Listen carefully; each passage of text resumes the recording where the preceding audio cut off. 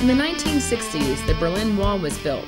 The Soviets launched the first man into space, and Dr. Martin Luther King Jr. made his "I Have a Dream" speech.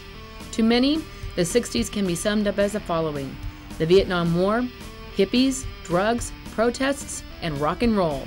A common joke goes, if you remember the 60s, you weren't there. During this decade, the Department of Defense initiated a study examining how the Army's organizational structure responded to changes in the threat environment. It was called the HouseYou Report. The report recommended the creation of a Material Development and Logistics Command. As a result, the U.S. Army Materiel Command was activated in August 1962. The new command came into being under the direction of General Frank S. Besson, Jr. The command was a result of combining the Army's technical services and industrial capabilities with a single focus: support to the warfighter. Today, we define the warfighter as not only Army soldiers, but also our joint partners in the Marine Corps, Navy, Air Force, and Coast Guard, as well as our coalition partners and allies. At the time, AMC employed approximately 165,000 civilian personnel and roughly 20,000 military, and was commonly referred to as a Million Civilians Command. In the 70s, disco was all the rage, MASH was the hottest TV show, and Star Wars hit theaters, wowing audiences with its technological jump and special effects. If it was far out, it was cool. In the early 70s, the Secretary of the Army chartered the Army Material Acquisition Review Committee to recommend improvements in the Army material acquisition process. AMARC called for extensive personnel cuts in a system considered overmanaged. In 1976, AMARC's recommendations were implemented and AMC was designated the U.S. Army Development and Readiness Command, or DARCOM. Moving on to the 80s, Russian President Mikhail Gorbachev's policies of glasnost and perestroika began the end of the Cold War, and the fall of the Berlin Wall surprised everyone.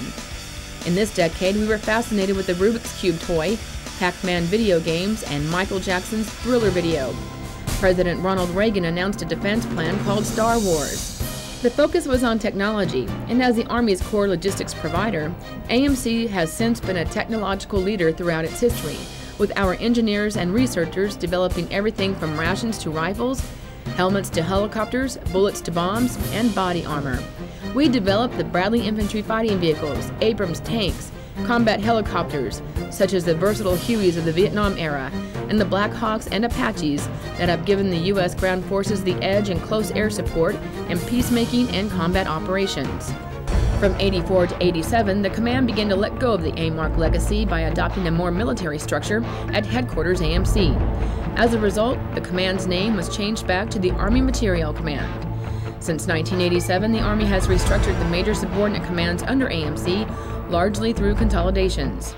In the 80s and into the 90s, engineers and scientists at AMC's research laboratories and development centers helped start high-performance computing with some of the first digital computers and miniaturized electronics. Personal body armor, which has saved hundreds of soldiers' lives in Afghanistan and Iraq, is one of the latest and most visible contributions of AMC's research and development community. The people of AMC have served everywhere the Army and her sister services have served. During the conflict in Vietnam in the 1960s and 70s, in Operations Urgent Fury in Grenada, and Just Cause in Panama in the 80s, in Operations Desert Shield and Desert Storm in 1990 and 91. Everywhere they go, the people of AMC are there right alongside the warfighter. Following the terrorist attacks of September 11, 2001, AMC rapidly deployed its personnel with troops who deployed as part of Operation Enduring Freedom, supporting operations in Afghanistan, Uzbekistan, and Pakistan. AMC soldiers and civilians managed the handoff of Army pre-positioned stocks to U.S. forces preparing to enter Iraq. In this decade, the command continued to grow. The Research Development and Engineering Command, RDECOM, was activated in 2002. Army Research Laboratory and all of AMC's major subordinate commands, research development, and engineering centers were transferred to RDECOM by the end of 2003. The Military Service Deployment and Distribution Command became an MSC in January of 2007. And on October 1, 2008, the Army recognized the formal establishment of the Army Contracting Command as a major subordinate command of AMC. Today, AMC has a presence in 149 locations worldwide, including more than 48 states and 55 countries. The 2005 base realignment and closure decision relocates AMC headquarters from Fort Belvoir, Virginia, to to Redstone Arsenal, Alabama. Personnel began relocating to Redstone in 2006, and the command will be completely moved by September 2011. Manning these organizations is a workforce of more than 65,000 dedicated military and civilian employees, many with highly developed specialties. The command has seen some historic changes and events to include the nomination and promotion of our current commanding general, General Ann E. Dunwoody, the first woman in U.S. military and uniformed service history to achieve a 4-star officer grade.